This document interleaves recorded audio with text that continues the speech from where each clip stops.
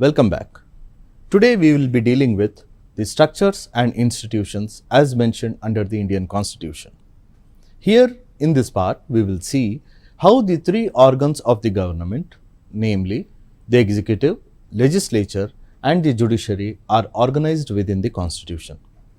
Remember that the Constitution of India lays down the division of powers between center and states. At the same time, it also lays down the structure of the Indian polity. So, Indian polity, or for that matter any other polity, any other government, is divided into three branches. The first one is the executive, the second one is the legislature and the third one is the judiciary.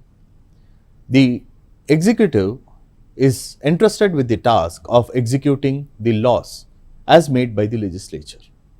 The job of the legislature is to ensure that the laws are made suiting to the needs of the time, and the judiciary helps in interpreting those laws and resolving the disputes which may come in the interpretation of those laws. So, let us start today with the structure and institutions within the Indian polity. First, we will deal with the organization of the Union Executive. So, as I told earlier, the government is divided into three branches, namely the executive, the legislature and the judiciary. Now, we will see the components. Now, as we have seen, executive, the job of the executive is to execute something.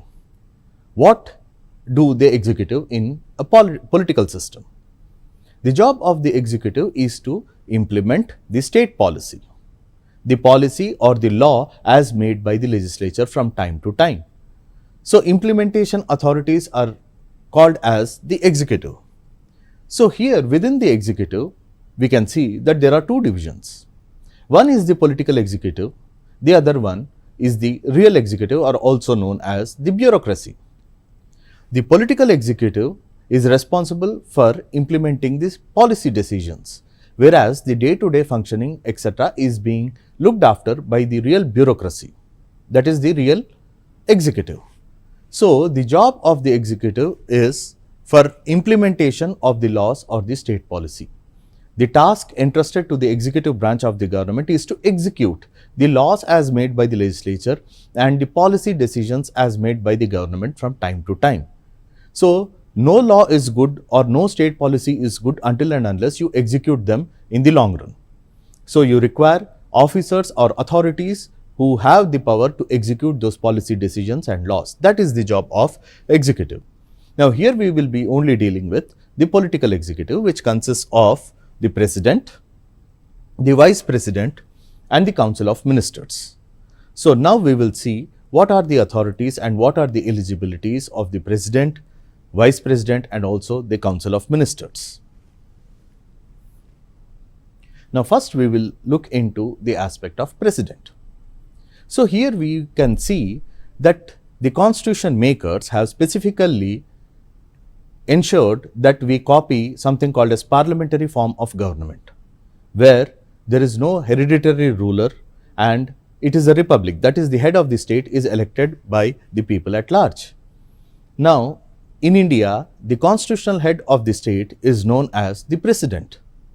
So, there was a debate whether to follow the presidential system as followed in the United States of America.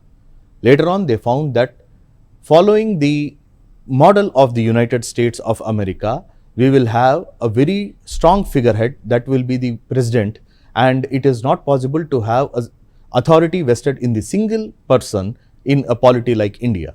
So, here they wanted only a figurehead, that is the constitutional head of the state known as the President of India. So, now we will see who can be the President of India and what are his powers and functions. The President of India, as I told you, is the constitutional head of the state. He is the constitutional head of the state. Who declares the President as the head of the state? Head of the state in the sense head of India, constitutional head of India. It is the Constitution. Constitution says that there shall be a President. So, it specifies that there shall be a president to head the country. In other countries like constitutional monarchies, we have a hereditary ruler, a monarch, a king or a queen who rules through hereditary line. That is king after king, king and king's son or king's grandson may become the next king. So here we don't follow that hereditary form of government. Here we follow the republican system where people elect the head of the state, that is the people elect the president of India. So the position of the president of India is that of highest honor. It includes highest honor and there is no other constitutional office in India which is higher than the president of India. And then it has the utmost dignity. So president is not like any other politician or any other political leader.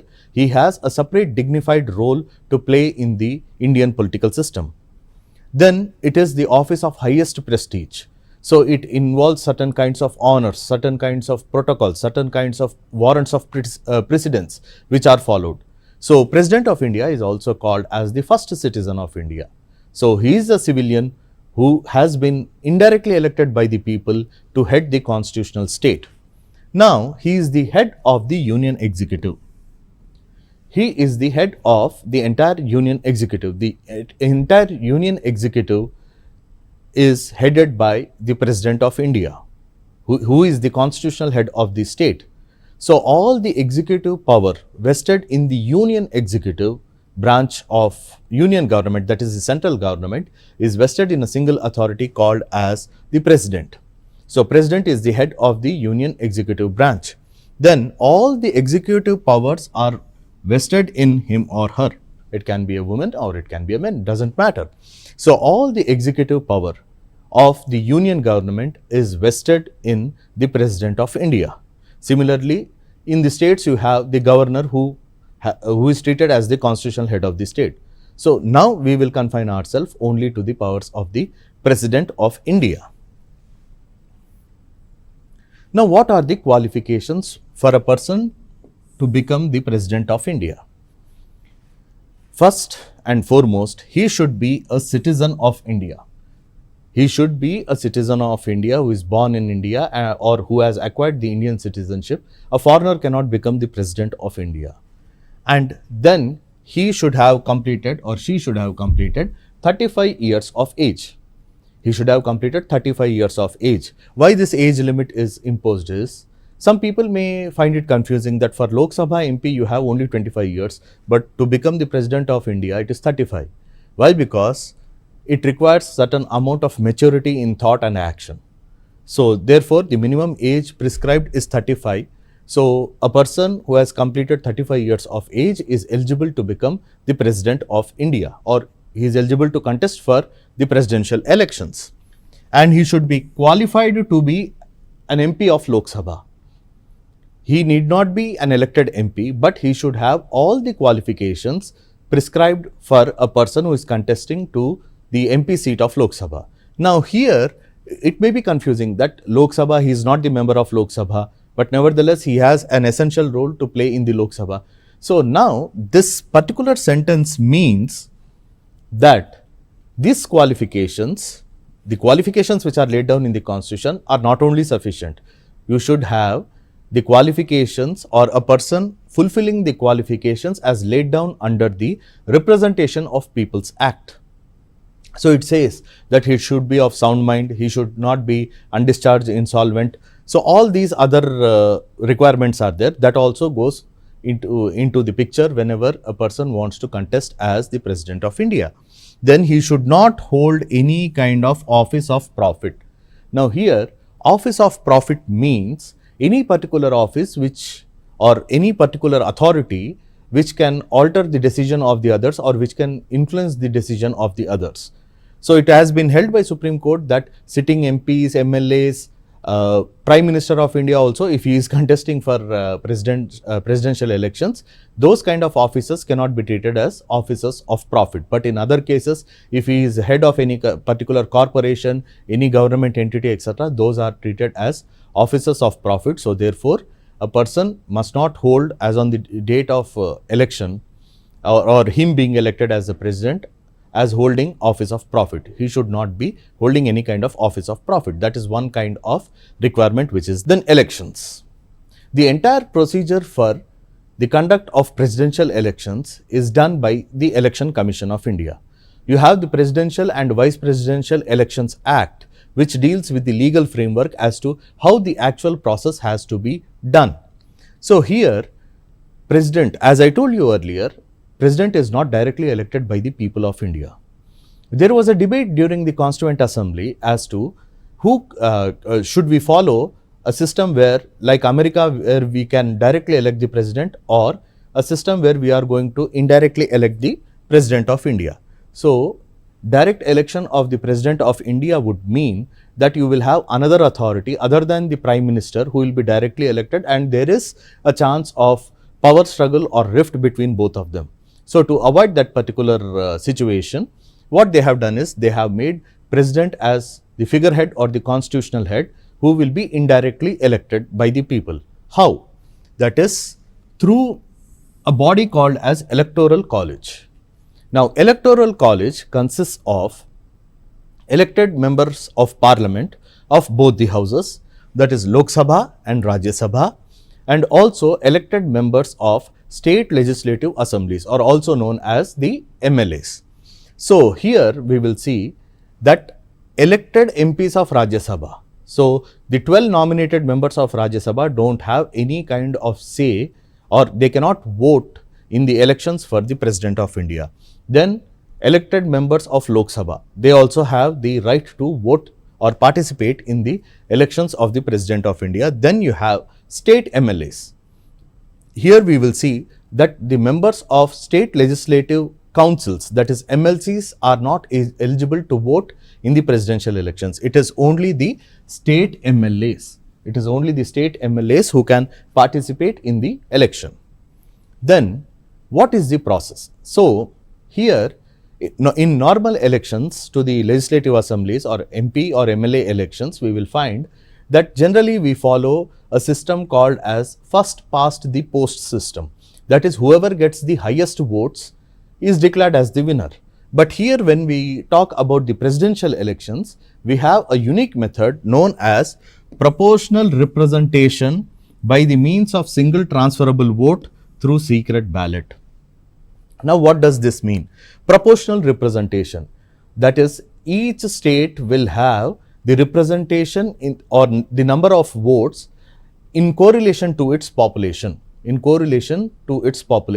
So, if one MLA is voting, then his one vote will have the value of multiple votes. So, single transferable vote. So, even though a single person is voting, his vote will amount to 100 votes or 1 vote or 107 votes, or vote of one MP will be somewhere around 708 votes. So, that is the system which they follow. So, to ensure that all the states have good representation, or no small state will have undue advantage over the larger state, to ensure that this kind of system has been followed. That is, one vote equal to number of votes. So, it changes. A state with highest amount of population will have more votes, and the states which has less population will have less number of votes in the presidential election. So, in the proportional representation, what actually happens is the candidates will be there, and the voter, that is the elector, has to first indicate his preference. So, it is not as if I am voting for a single person. I have to vote for all, but I have to give the preference, that is 1, 2, 3, 4, 5. So, the candidate who gets the highest number of first preference votes is declared as the winner. It is a little bit complicated system. That is the reason they did not follow the proportional representation model in the general elections of MLAs and MPs. Why? Because it is highly intellectual, and it tends to confuse the common masses who have only the basic understanding. So, this system is followed only with respect to the presidential and the vice presidential elections. Then now we will look into the powers of president. As I told you earlier, that president is the constitutional head of the state, and the entire union executive power is vested in the President of India. So, that means that it is the one of the most powerful offices in the entire India, and it has got certain highest responsibilities. So, with great power comes great responsibility. To ensure that great responsibility, the powers of president are laid down in the constitution, and the powers of the President of India can be classified under various heads. First one is the executive power. The second one is the appointing powers. Third one is the military power. Fourth, pardoning power. Fifth one, diplomatic powers. Sixth one is the legislative power, and seventh one is the emergency power. So first one, executive power. Executive power means the power to execute, that is to implement the policy decisions either directly or through the persons elected or persons appointed for that purpose, that is the civil servants. Then you have appointing powers. Appointing power means power to appoint high functionaries of the state. All the heads of the departments and all the high constitutional functionaries are appointed by the President of India. Then we have military powers. Since it is the highest constitutional office, he is treated as the supreme commander of defense forces in India. And then we have the pardoning powers. The pardoning power means the power of President to grant pardons, suspensions, reprieves for sentence imposed by the courts of law, also known as mercy petitions or clemency petitions in the death sentence cases. Then we have diplomatic powers. So he is the representative of India in the international picture, and he receives all the ambassadors or diplomats from the various countries. Then you have legislative powers. Legislative power means power to make the law. Even President is an essential part of the parliament. So therefore, he has certain powers which are used in the making of a law. Then you have emergency powers, that is powers which are used during the proclamation of emergency or imposition of constitutional emergency in the state or president's rule in the state. Now, the first and foremost thing is executive powers of the President of India. The Constitution says that there shall be a President of India, and it also says that all the executive power of the Union government shall be vested within the President, and the President shall exercise those executive powers directly or indirectly through the officers. So he can directly exercise those executive powers or indirectly through the officers. So here, overwhelming majority of the tasks of the President of India are indirectly exercised through the officers. Why? Because it is humanly impossible for a single person to directly take care after the executive powers in a vast country like India. So they take the help of various officers of different level. You have secretaries, under secretaries, assistant secretaries. The entire bureaucracy, that is the civil service machinery in India, works for the executive, that is works directly under the control of the President of India. So he will indirectly exercise the executive powers through the bureaucracy. Then you have all union executive action is taken in his name. So all the authorities who are exercising the power, that is the executive power conferred by the President of India, they will expressly mention that they are doing so in the name of the President of India. So you can see any kind of appointment of High Court judge or Supreme Court judge, etc. There will be a line which says that in the name of the President of India. So that words clearly indicates that the executive are executing the tasks indirectly in the name of the President of India. Then you have appointing powers. As I told earlier, appointing power means power to appoint high functionaries of the state. The regular appointments to the local governments, etc., it is done by the state government or the officials concerned.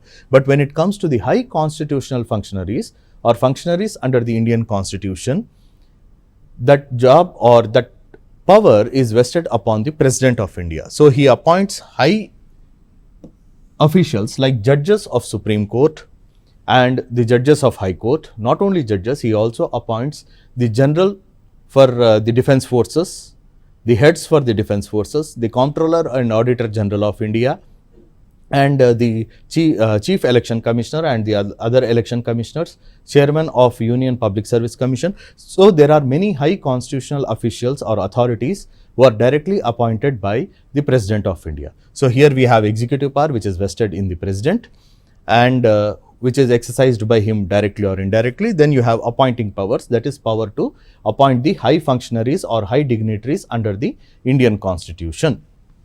Which takes us to the next thing, that is the military powers. As I have told you earlier, President is the supreme commander of defense forces in India.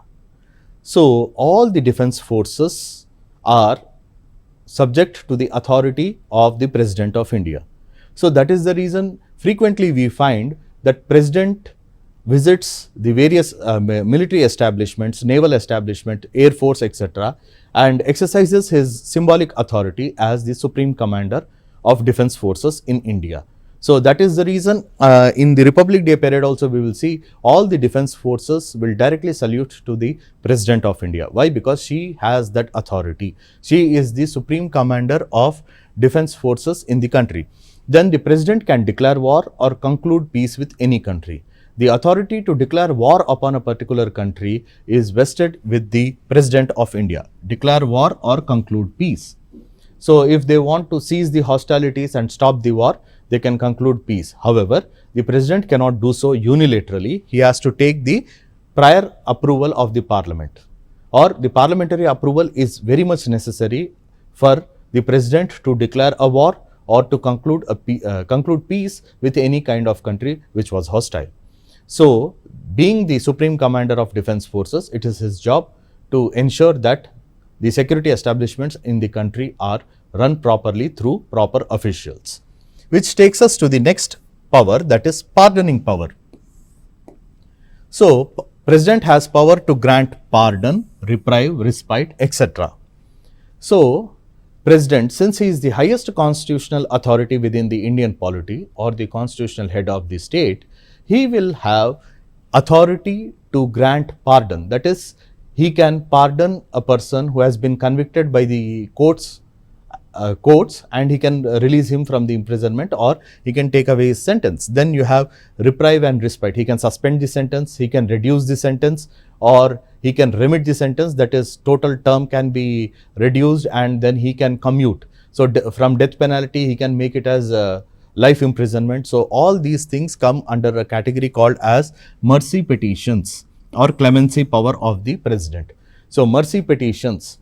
So in mercy petition, what happens is any person who has been convicted for death sentence or any other punishment imposed by the criminal courts in the country, they can file directly to the President of India for seeking pardon or suspension of sentence or remission of sentence or commutation of their death penalty. So it is popularly known as mercy petition.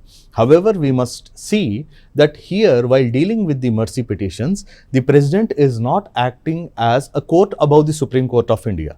He is not acting as a court above the Supreme Court of India. However, this power is vested with the executive authority, that is constitutional head of the state, as an extension of the sovereignty. So he is the true sovereign actually. Actually, he is the sovereign who is elected directly by the people. So his decision will be treated as the people's decision. So therefore, that kind of thing is being given. Then we have legislative power, that is power to summon and prorogue the houses, that is to call the session of a Lok Sabha or to put an end to the existing session of the Lok Sabha without dissolving it. He gives assents to the bills until and unless the President of India signs on the bills which has been passed by both the houses of Parliament, it will not become the law. So presidential assent is mandatory for a bill to become the law. Then he can issue ordinances whenever the houses are not in session. So during the emergent circumstances, he can issue ordinance which acts as the temporary law. Then we have emergency powers, that is powers to declare national emergency if entire country or part of India is threatened by external aggression or armed rebellion, or he can impose President's rule, also known as constitutional emergency in the states, where there is a breakdown of constitutional machinery in the states, also known as President's rule or Governor's rule. And the last one is the financial emergency. Financial emergency means the power of the President to impose financial emergency in the country when the credit of India has been threatened. So the maximum used form of emergency is the President's rule, which has been used more than 100 times in various states across the country. And a national emergency was declared twice, and financial emergency, till now we don't have any kind of situation or precedent where financial emergency was declared by the President of India. So here we have seen the diplomatic parts, power to receive the diplomats and to receive the credentials, and treaties and agreements are concluded in his name, that is in the name of the President of India. Nevertheless, those treaties have to be ratified by the Parliament, then only they can become effective. So, we have seen what are the powers conferred upon the President of India. In the next part, we will be dealing with the actual functioning of the President of India as to how he actually functions. As I told you, he functions indirectly through the officials appointed by the state itself. So, how he functions, how he takes decisions, and can he take decisions independently, or does he have any kind of discretion while discharging his duties? That will be seen in our next part. Thank you.